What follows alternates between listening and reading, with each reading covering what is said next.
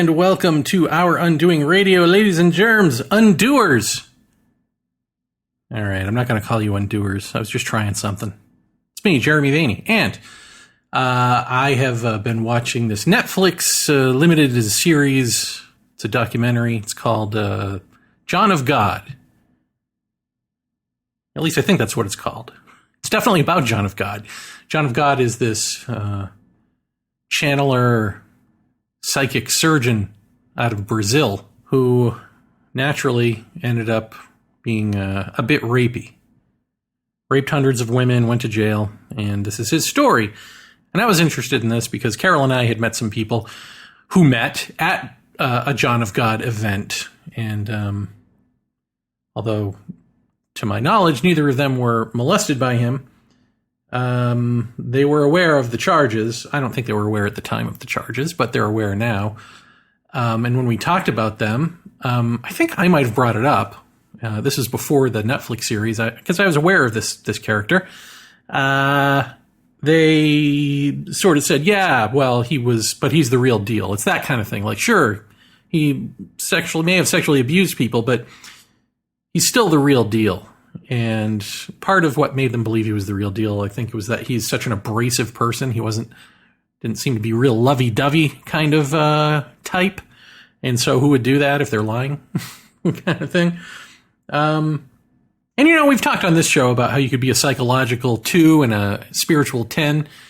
But you would think that, like, if that were the case here, if he weren't just a flat-out fraud, that the entity or entities whom he is channeling to do the love and light work of, I don't know, God might, A, pick a better person to come through, or B, have a stern talking to with the man early on about his proclivities and his behavior.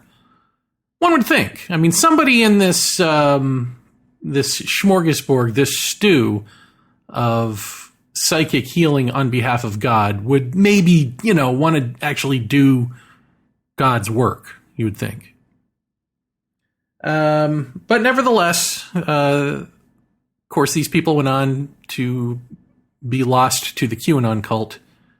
And as my wife astutely observes, I guess they just really wanted to be involved in a Christian type cult, And, but funny enough, now that they scream about saving the children, they sure don't care about any of the women, it seems, that John of God abused. They're just reading the scripts that they are given. Speaking of reading scripts that were given, I was given a script of sorts. I was given a well-bound photocopy version of Hawaiian Kahuna, as he is billed, Hale Makua's Education Through Service, New Models of Teaching and Learning. I'm holding it in my hand right now.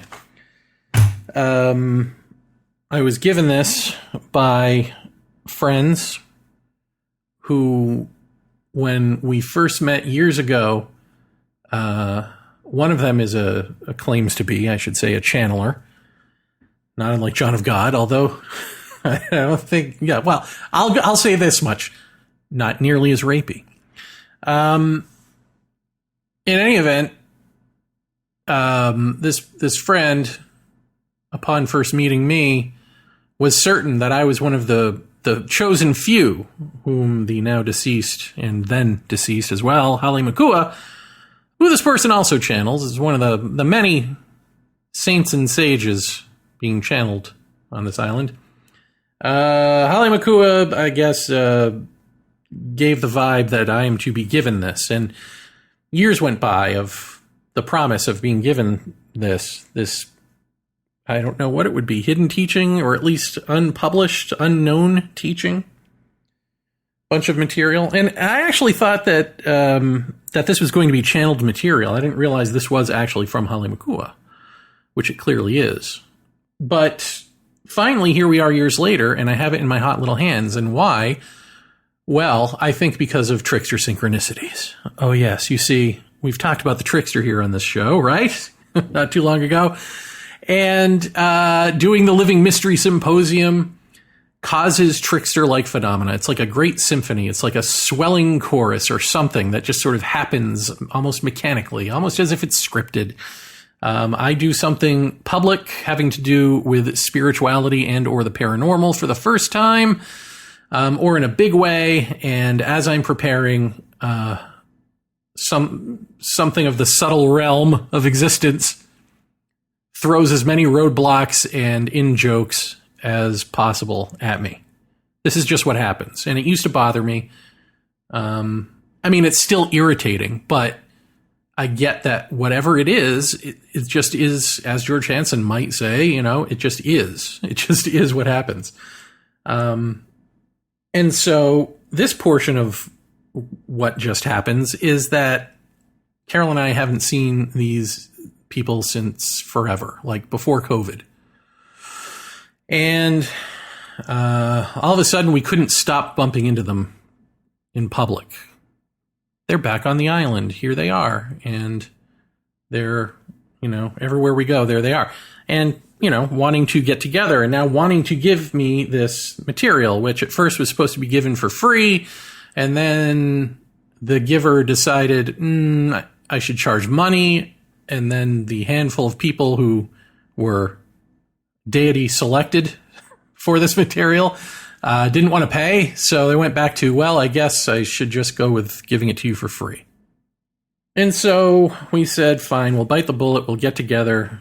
We'll get this material. Now, the reason that this is sort of synchronistic with the Living Mystery Symposium is that this couple, really the channeler, but the couple, I guess, they're a couple, so it happens. What happens to one happens to both. Had a falling out with someone deeply involved with the Living Mystery Symposium. Not Carol or myself, obviously. And didn't know that these people were involved with the Living Mystery Symposium, didn't know that we were doing the Living Mystery Symposium, didn't even know why they had a falling out. And so now they want to come over, now they want to ask us what we're up to.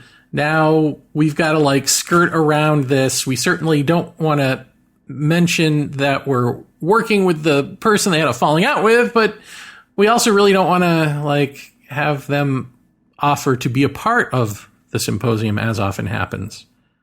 Oh, you're doing that? Well, I could do this. I can help you. I can speak. No thanks.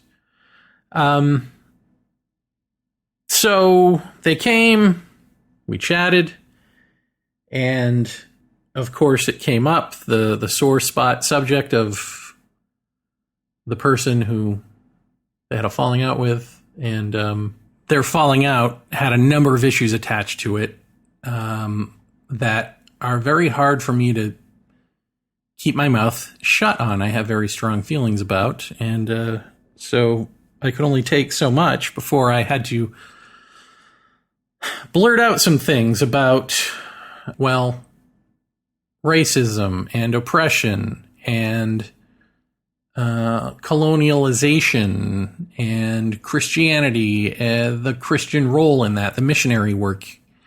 And the people I'm speaking to are old white people. And old white people tend to not get it when it comes to racism, for instance. They don't get Black Lives Matter. What are all these black people complaining about? I'm not doing it to you, that sort of thing. But even in that realm of knowing that about old white people and their tendencies, what came out of the husband was hilarious. I wasn't quite sure what he was saying at first, but essentially he was trying to relate to prejudice by saying that when they were searching for a home, they looked in a Filipino neighborhood and they got the stink eye from Filipinos.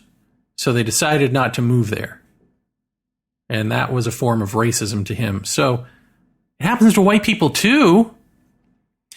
And another one was driving his fancy convertible sports car through a rich white neighborhood that apparently was richer and whiter than he was and was actually looking down upon him for his super expensive, but I guess not expensive enough ride.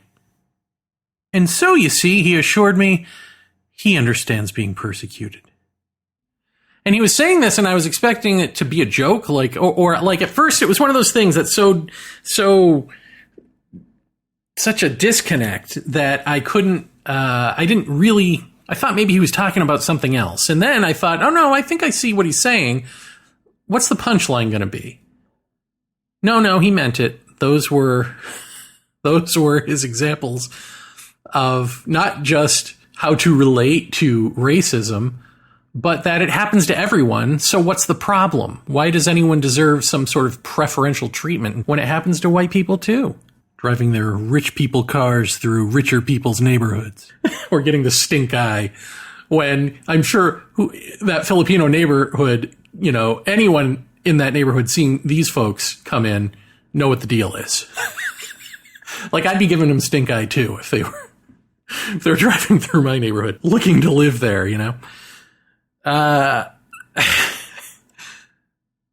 So there was that. And then he goes on to talk about just how sick he is of white people being persecuted. And in fact, I don't remember how we got onto the topic, but, I was talking about the difference between heart cultures, nature culture, and westernized, quote unquote, modern or postmodern society. And his answer to all that is to say that native people, wherever they live in the world, whether it's the Eskimos in the igloos or in Africa or even here in Hawaii, wherever it is, they build the same types of housing structures, huts, igloos, whatever it is. They build a sort of conformist, monotonous housing system of the same intelligence. There's no wanting to explore. There's no wanting to move beyond themselves, to better themselves, as it were.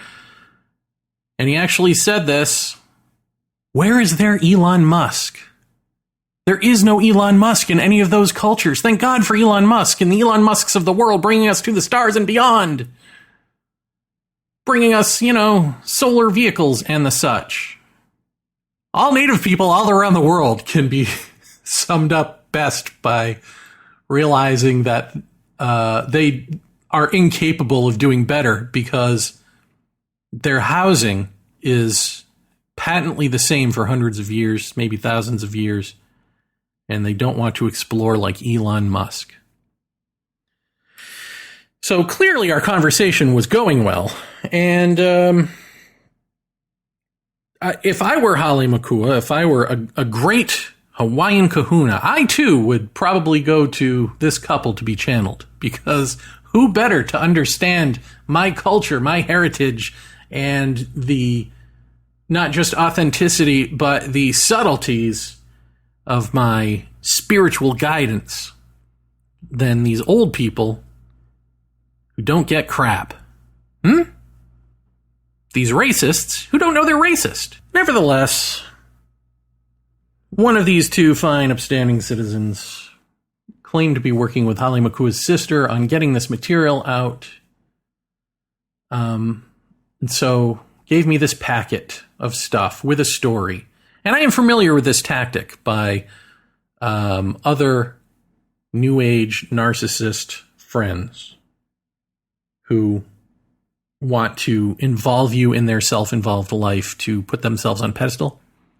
So they come equipped with like packages of stuff and stories, and you've got to ooh and ah them, because there's no adding to the conversation, because it's not about a conversation, it's about a monologue, and there's no denying anything, because that is instant anger.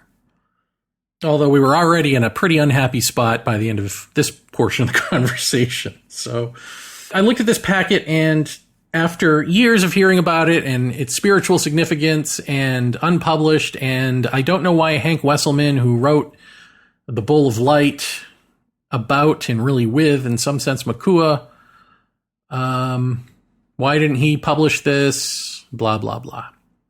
In reading it, I can see why he never published it, if indeed he was asked to or had it to do that. Hank, of course, has now passed away. But no one's channeling him, huh? It's just Makua. That seems unfair. But this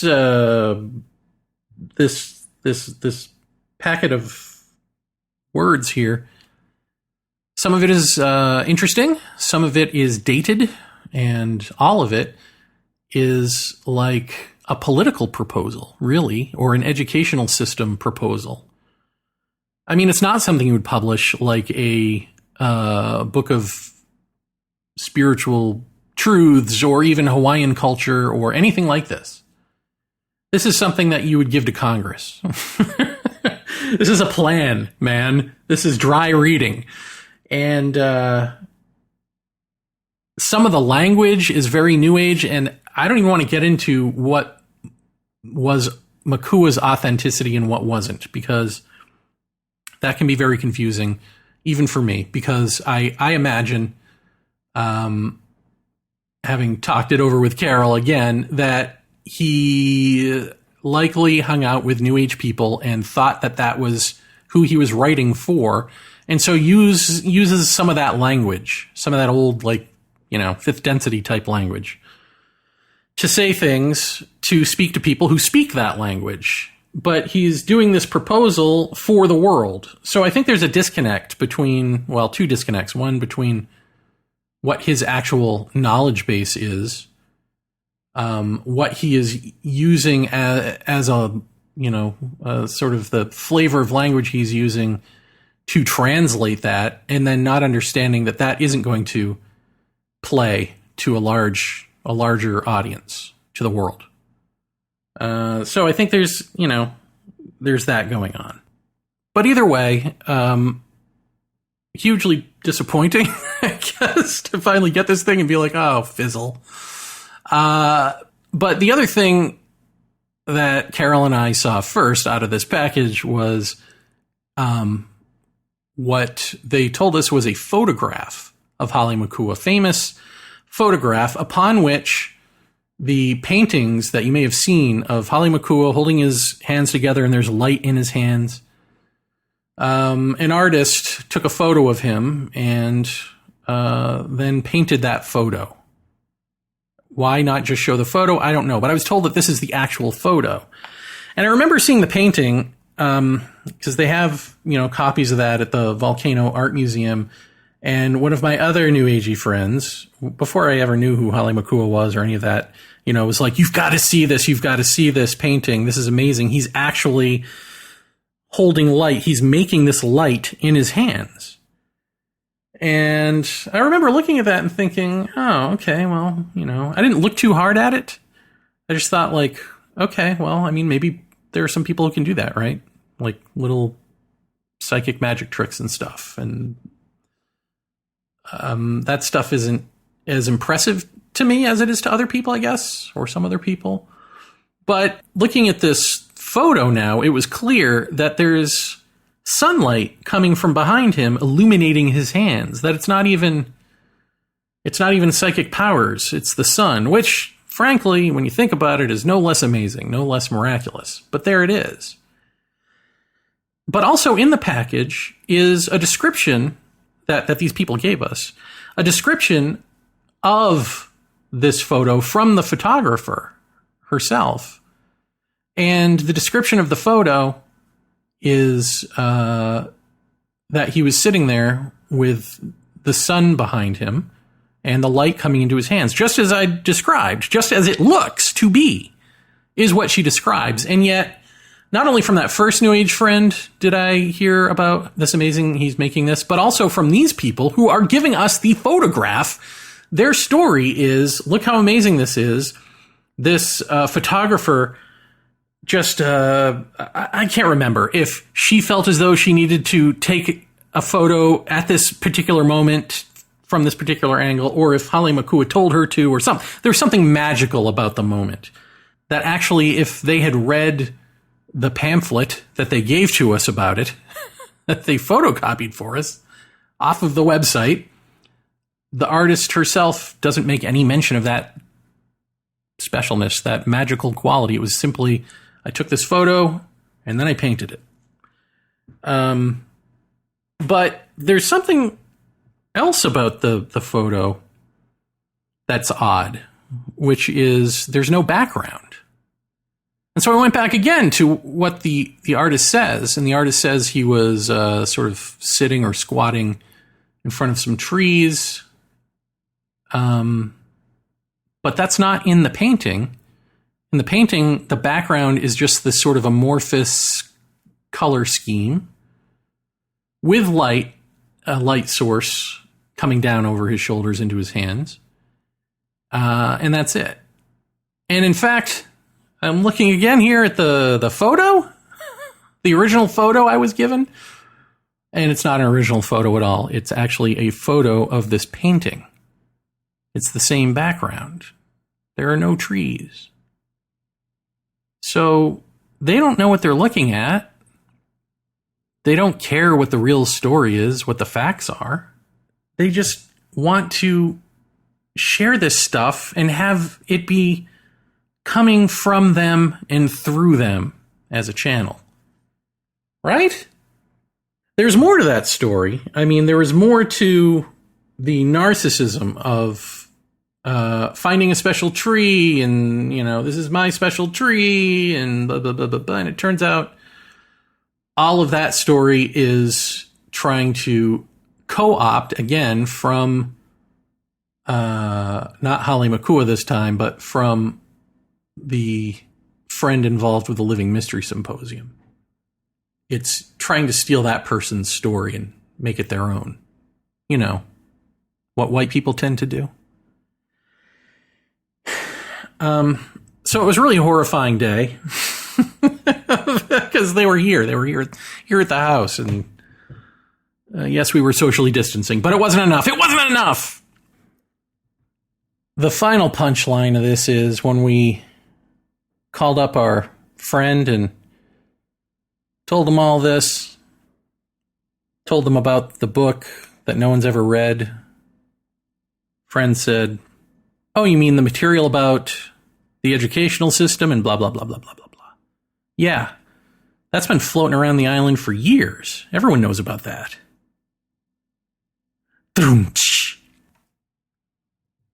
What, that wasn't punchline enough for you? Okay, fine. The real punchline is that at the end of the conversation, they told us that they needed a place to stay and they wanted to stay with us.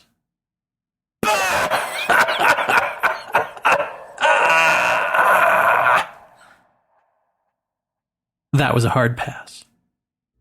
You see, for me, the trickstery stuff that happens around doing events like this or having great life changes involving so-called spirituality or the paranormal, the trickstery events are synchronicities.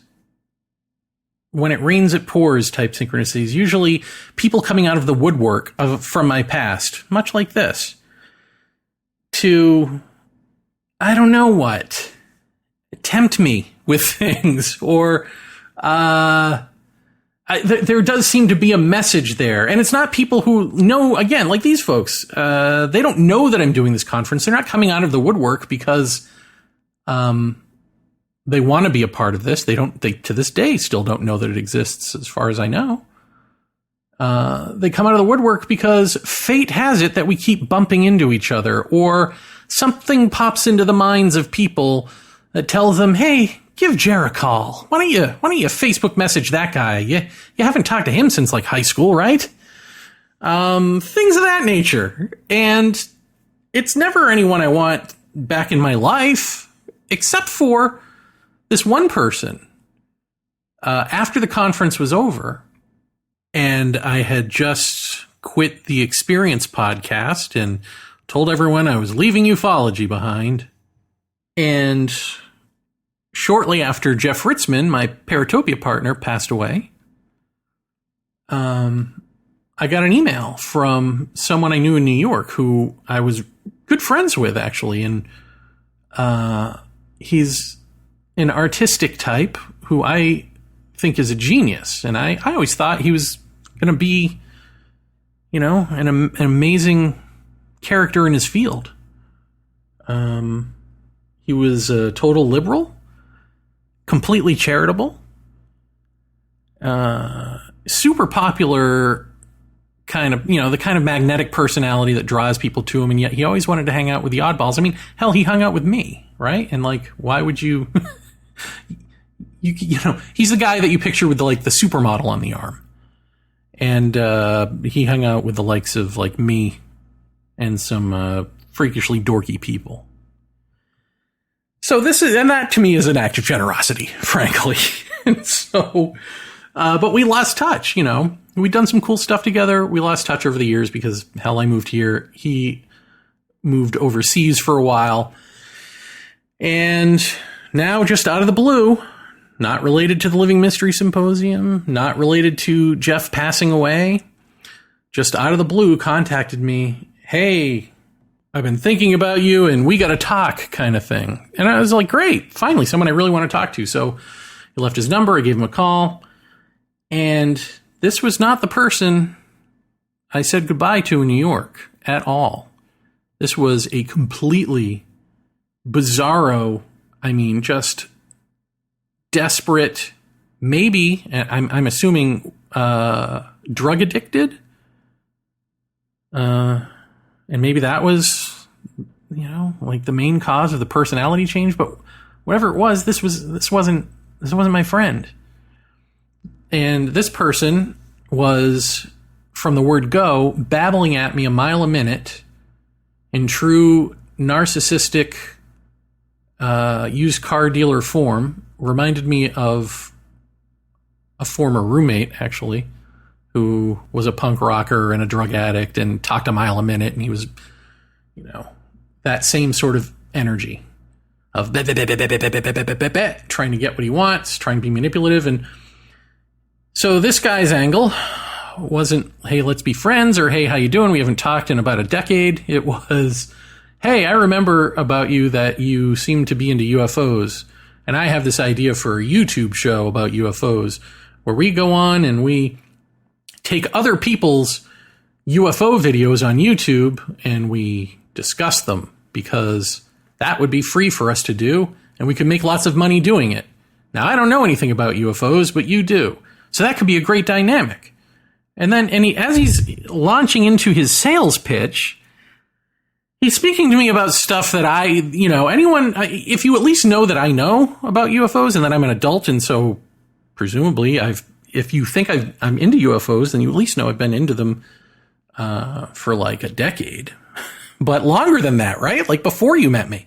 Whatever it is you remember about me and UFOs, you got to at least consider that I know something about them, to not, in your sales pitch to me, launch into obvious things, right? Like, just, I don't know what, just obvious things, just obvious like UFO cases. And like, it'd be like, hey, have you ever heard of Phoenix Lights? Well, yeah, everyone's heard of yeah, I think we get it.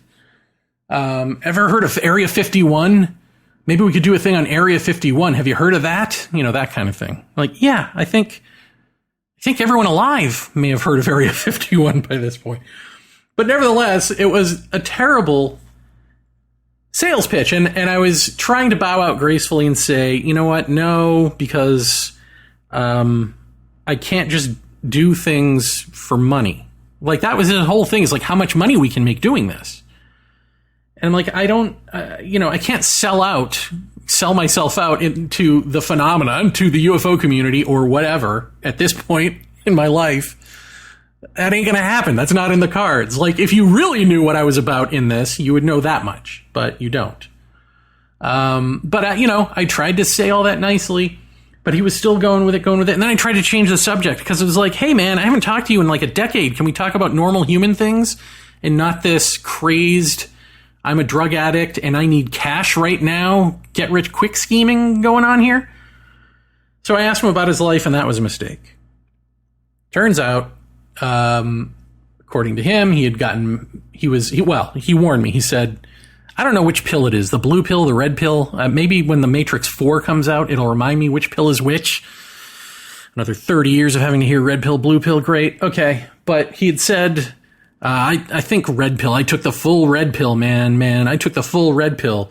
You know, I've lost a lot of friends and all my family. And, so you may not like me by the end of this conversation. And I'm like, no, don't say that. I'm sure I can win you back over to the light, whatever it is. Just tell me what you took a pill for.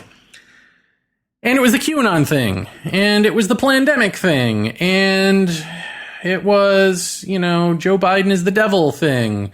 And it was screw feminists, men in general, white men in particular, are getting screwed over here in society. We're losing our voice and we're not being heard and blah, blah, blah. Okay. How did this happen? Well, you see, I met a woman overseas and I married her. And then she falsely accused me of beating her so that we could get divorced and she could get her green card. And there's no law helping me as the victim of this scheme. Everything is about trusting her as the victim. So he's claiming he never did this. He's claiming he was set up. Maybe all of that's true. But here's the real kicker. As a result, he's a hardcore right-winger because Joe Biden, you see, whatever the specific law within the law is, voted for that way back when. He voted for this. Trust women over everyone else sort of thing. Whatever that is. I don't know what that law is. But he voted for it. Therefore, he voted against me. This is what he's telling me. And his family are Democrats, and they were voting for Joe Biden. And he said, how dare you vote for that man? How can you vote for him when he is clearly against me, is out to get me? Like all of this stuff about how he screwed me over, so how can you like him? As if Joe Biden woke up one day and was like, you know what? I'm going to write a law about this guy because sometime in his future, he's going to marry this woman and she's going to divorce him and claim he beat her so she can get a green card. So how do I write a law about that right now? I mean, just insane, manic QAnon and that, and just bubble upon bubble of transcendentally hellish nightmarescape coming out of this guy's mouth. And it made me really sad. It was so sad because I loved this guy. He was such a good person. And sure, a little self-absorbed, but nothing like this. Nothing broken like this. And I hope he comes back. But the way we ended it was, I just said, I don't remember what he was ranting about. He was ranting about something. And it was the kind of rant where I can't get a word in. Like, nothing is about me. I'm not even in this conversation. And at this point, he knows I'm not in on the YouTube scheme. So he's lost me as a mark, right, for his get-rich-quick scheme. So I guess I'm useless at this point. And so I said, well, whatever it was we're babbling about here, I just said, well, if you quit talking at me. He was trying to tell me how I feel, because he's got this entire script now as a QAnon right-winger of how everyone who's not that thinks, believes, behaves, what they watch on TV, right? It's all this like, well, you people watch CNN and the left-wing media and the lies and the blah, and therefore you believe this, this, and this. And I was like, well, actually, I don't. And I don't believe that, and that. And if you would stop talking at me for a minute and actually listen to my answer instead of trying to dictate what my answer is, you would know that, click, he hung up on me. And that was it. That was the last I heard from him. And, good. I mean, really, how could that have ended any other way unless he was like, I'm so sorry, I see the light. But that was another one. Just clearly, like, of course that happened then. Just on the heels of the Living Mystery Symposium and me leaving ufology and Jeff Ritzmann passing away. Like, of course.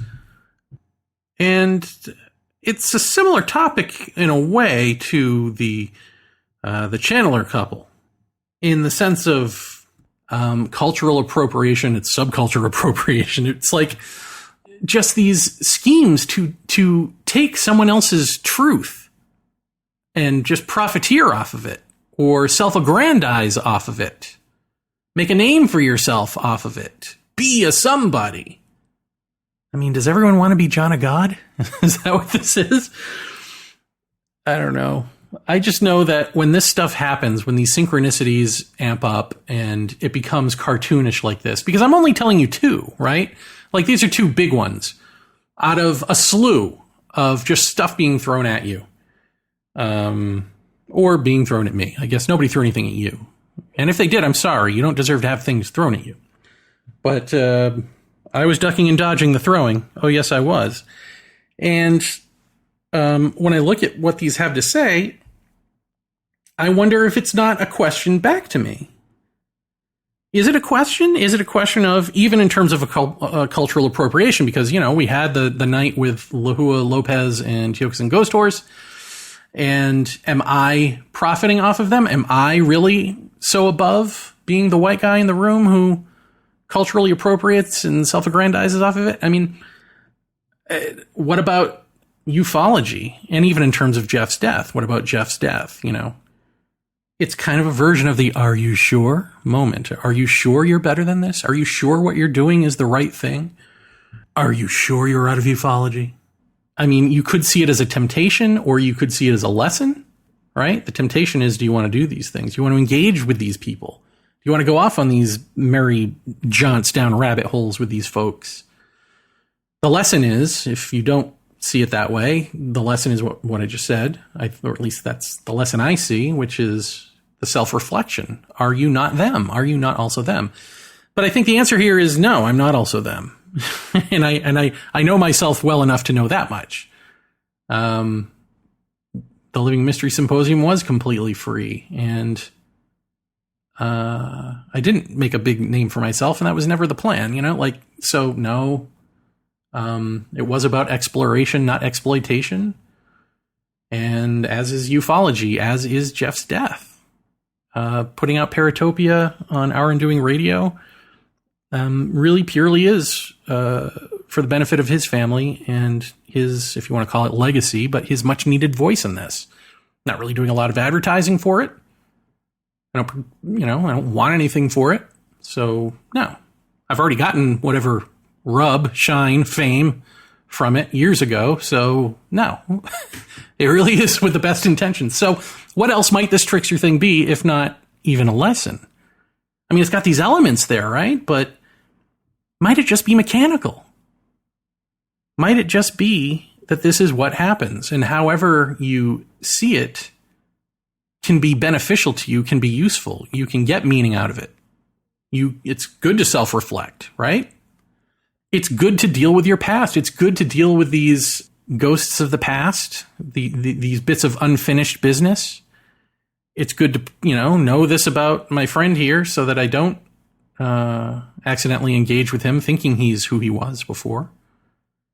And I don't know what benefit it has for these people to engage with me or to engage with me and Carol. I don't know. I mean, maybe it benefits them in some way too. If they allow it. I don't know. So you can see it all that way, but I think at the core, the question is it mechanical? Is it like you're starting a new song, a new symphony, and there's a chorus, and this is that chorus, or refrain, whatever it might be. I'm no musician. The callback is this, bumping into people, hearing from people, obstacles in your way, when it rains, it pours, all that stuff. Is that just what happens? And if you expect it like I do at this point in my life, can you just navigate it? Is it like navigating the seas? It's like you start something new and that opens you up, right? Takes you out of your normal patterns, out of your normal narrative. And when you're opened up, we say, well, that's when Trickster comes in, right? But again, there does seem to be, as chaotic as that is in practice, when you step back and look at it, there does seem to be something not even intelligently controlled necessarily, but mechanical about it. Like a program kicks in, and this is just what happens. Like that. I'm not saying that is what it is. Don't red pill me. All right. Anyway, I've babbled at you for a good long while. I guess I'll just leave you with this question. We've talked about Trickster in a number of ways, and I wonder if we can add to that this layer, the layer of the mechanical, the layer of the just is, which is the George Hansen layer, the layer of don't ask why these things happen. Why isn't a fruitful question. Just observe how. Well, what if it's a prismatic subject. I don't know if entity is the right word, or intelligence, or pattern, but just a prismatic subject. What if it's like a diamond, and you can look at different surfaces, and all those different surfaces reflect something different. And they're all valid, or at least a number of them are valid. And one of those valid things is the why. Maybe there are certain aspects to where we can go, oh, I see why. Maybe there are others where there isn't a why outside of the fact that the mechanical why. Well, you opened up. You struck out to do something new.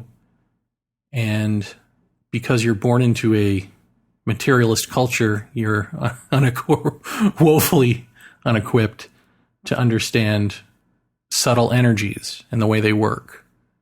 And what is attracted to you, what clings to you, and when.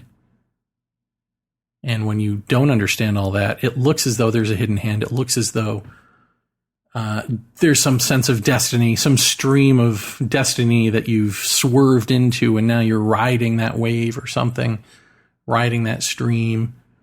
But it's just how things work when you open up to the new. And then other times there's a hidden hand. Other times, maybe you're in the stream. You're surfing the wave. Maybe all of the above. But not always. People use that always all of the above as a crutch when they talk about everything being equally valid, to not have to do any of the deep pondering. Well, on this one, why don't we take a week off to do the deep pondering? I can't do it for you. I can barely do it for me. I leave that kind of thing to the God of the John.